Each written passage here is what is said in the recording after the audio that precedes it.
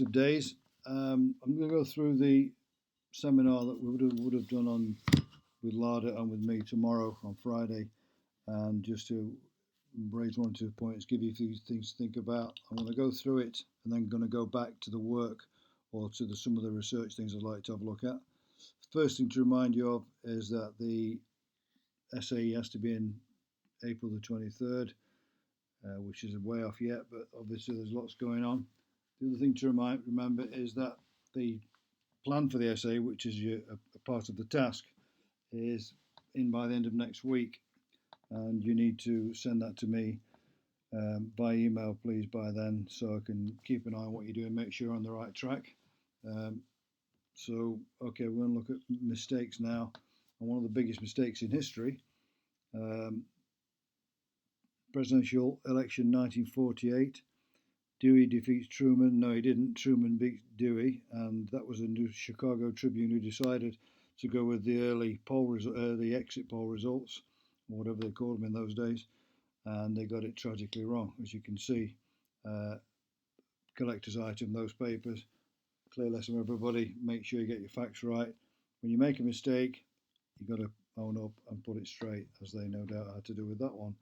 Can't see him getting out of that one without a bit of embarrassment.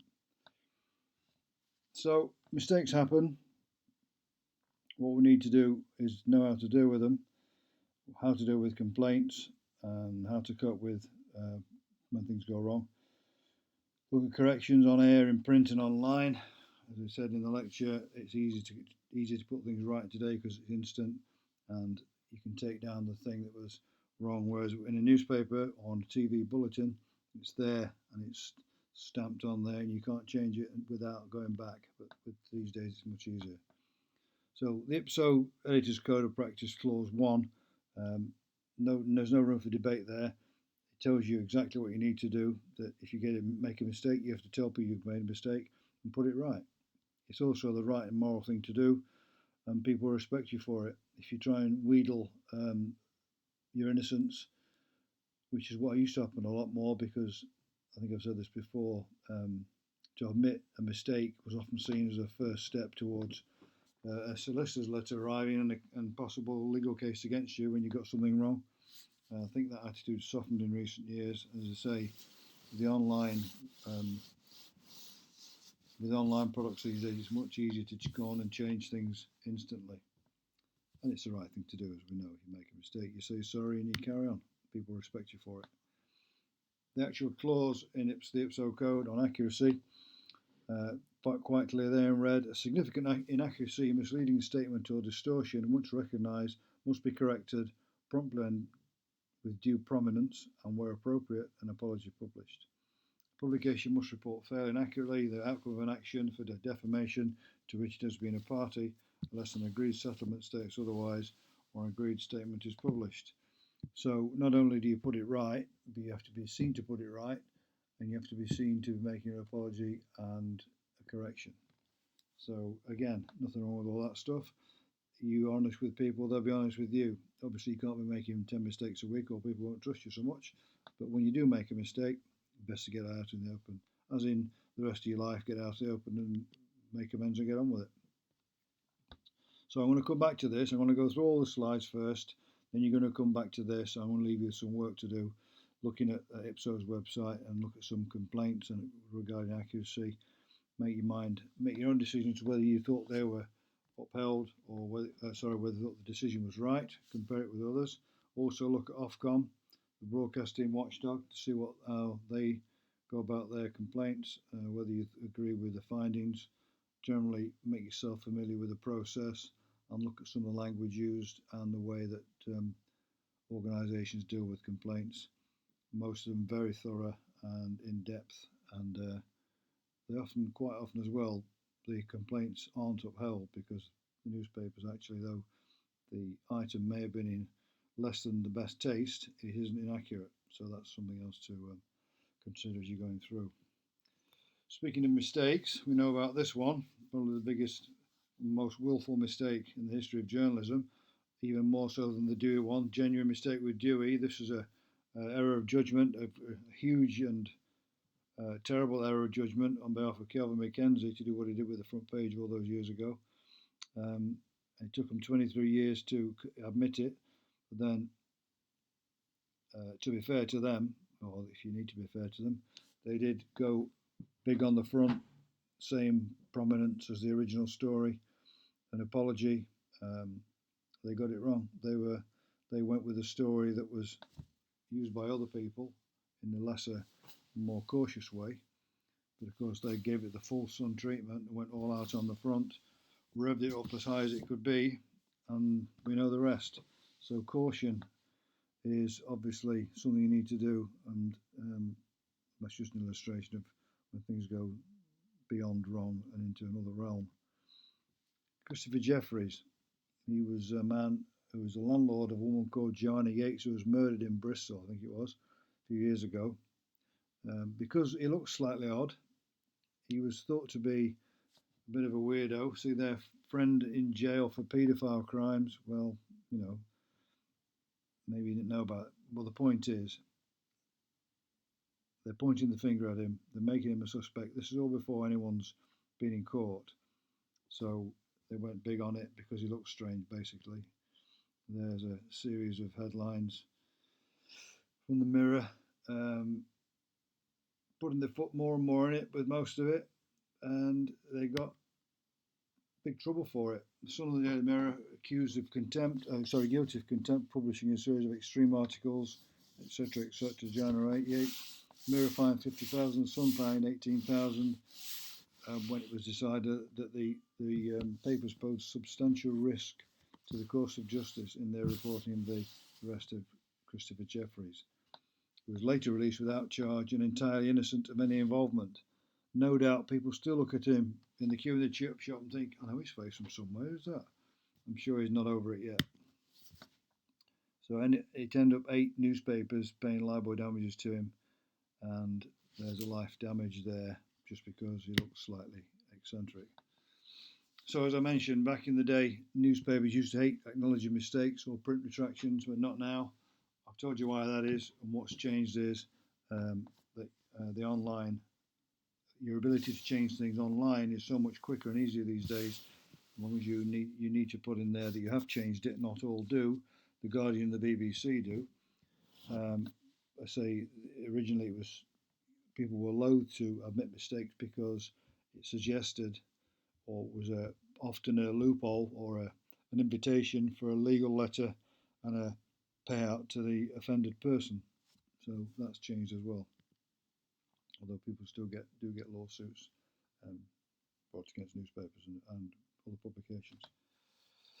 Correct or not correct? Yes, errors can vary from typo or grammatical mistakes to errors of fact. So what point should news outlets be adding a correction note to the article? Basically, at any point, really. If you see there's a mistake, put it right. So one of the things I want you to do later is look at some online news websites, look for correction. Look, the Guardian are good with corrections, as are the BBC.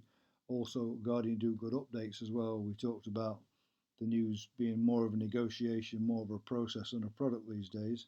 So the Guardian are good at correcting things they did earlier in the day when they have better knowledge later on. So that works out pretty well. So you can check out later when we've gone through these slides.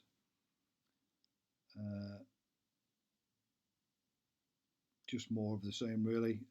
If there's a mistake, even if it's an obvious typo, fix it and then tell people that you fixed it so you know that that's the correct version. You need to acknowledge there's a mistake in an earlier version, and it's about transparency again. You tell people where you've got your stuff from and that you're not sure at the moment whether that's the definitive version. This is part of the news process. If you tell them you made a mistake and you apologise and go on to the next thing, people will see that's just a way, just working. Sometimes it doesn't always come out. These are things you can look at later. We don't need to go all this. So general advice, err on the side of correction, as in if it's a mistake, get it sorted. Now, these are one or two jokey ones here, as you can see. No comment from me required. You can see on the pictures there that whoever they look like fakes, but I don't think they are. Because sometimes when you're so used to working on a publication, the first one, for example, Parents Magazine, if you know that that says parents behind the woman and the kid and the green thing, then it's probably not going to enter your head what other people might see. Somebody should have seen it because it's blindingly obvious, like they all are. But of course, people get caught up in the day and don't always see things as they should. That could be a light relief there. There's a few more here as well. They're worth seeing if I can get them on.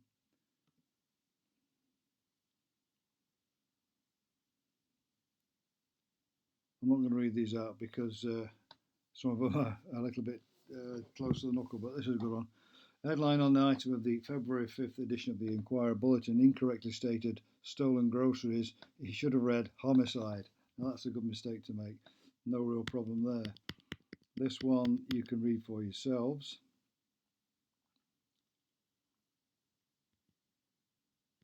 There you go. And there's the one you've just seen with the Parents magazine. That one, yep, you can read that one for yourselves.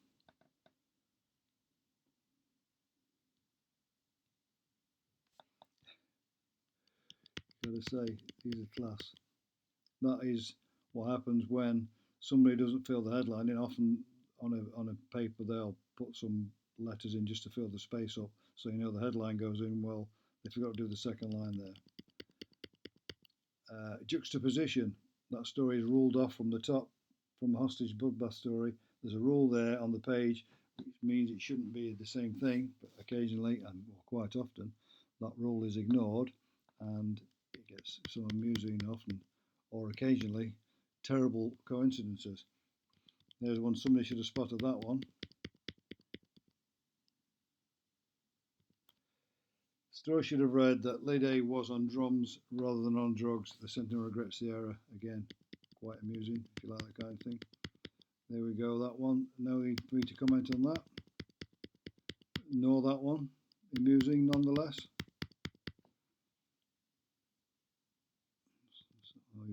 Deaths are coming. Yes, yes they are. Grapefruit there doesn't ever look like a G really. Somebody should have spotted that one. And that one, I suppose, yeah. They spelt the name of their own paper wrong. Yeah, that's a cracker, that one. There you go, violent crime duo caught on video. There they are, the two of them. Again, it's ruled off, but that doesn't stop you looking at it. This one needs no comment from me. It's almost looks like it had to be deliberate, but maybe not. Carbon monoxide, carbon dioxide, easy mistake to make.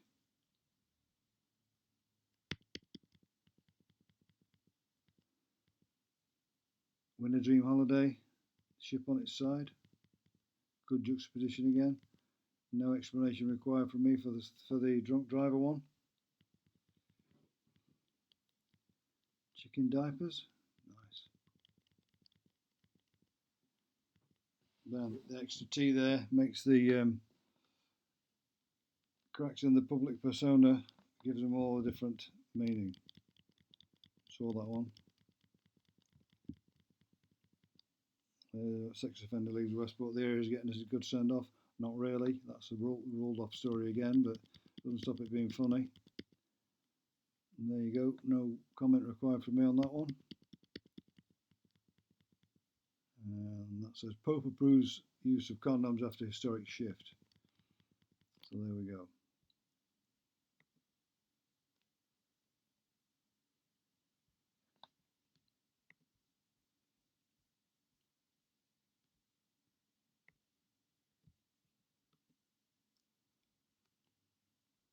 Yeah, there's more stuff there you can look at, but I'll let you do that in your own time.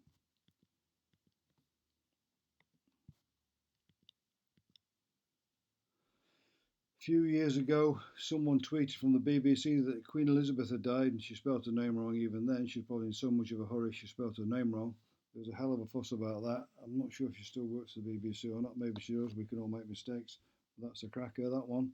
Caused a bit of despondency all over the place. BBC for a long time had its own way of dealing with complaints. It still does, but it is now rather than what's the word? Regulating itself. Ofcom takes care of the BBC, BBC should listen to what people say. I think they do. They think they do. And that's what it's all set up to do. See, it's not a sign of weakness if you've got something wrong.